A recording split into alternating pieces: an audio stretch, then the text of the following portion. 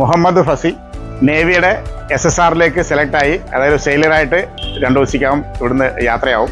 ഫസിയെക്കുറിച്ച് പറയുകയാണെങ്കിൽ നേവിയുടെ 2 ടെസ്റ്റാണ് ഒരുമിച്ച് പാസ്സായിരിക്കുന്നത്, SSRഉം MRഉം.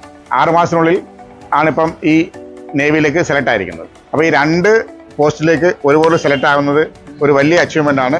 അപ്പോൾ ഫസിക്ക് നമുക്കൊരു ക്ലാപ്പ് കൊടുക്കാം. ഓക്കെ, ബാക്കി നമുക്ക് ഫസ്റ്റിൽ നിന്ന് അറിയാം. ഫിസിക്കല് എനിക്ക് നന്നായിട്ട് ചെയ്യാൻ പറ്റി, പിന്നെ മെഡിക്കലും പാസ്സായി. റിസൾട്ട് വന്നപ്പോൾ എനിക്ക് 2 ജോലിയിലും സെലക്ട് ആവാൻ പറ്റി. അതിന് SSRനാണ് പോകുന്നത്. ഈ 2 ജോലിക്കും സെലക്ട് ആവാൻ പറ്റിയതിന് കാരണം എൻ്റെ വീട്ടിൽ നിന്നുള്ള സപ്പോർട്ടും പിന്നെ ഓഫ്ലൈനിലും ഓൺലൈനിലും ആയിട്ട് ടീച്ചേഴ്സ് ക്ലാസ് എടുത്തതിൻ്റെ ഒരു കാരണം കൂടിയാണ്. അവസരത്തിൽ എല്ലാവരോടും താങ്ക് യു പറയുന്നു. ജയ്. മുഹമ്മദ് ഫസിയുടെ അച്ഛനാണ്. നമസ്കാരമുണ്ട്. ഈ ഇൻസ്റ്റിറ്റ്യൂട്ടിൽ നിന്നല്ല, ഈ ഒരു ഇതിന് അവൻ നേവിയിൽ അല്ലെങ്കിൽ എയർഫോഴ്സ് അങ്ങനെയുള്ള ഒരു ആഗ്രഹം പറഞ്ഞു.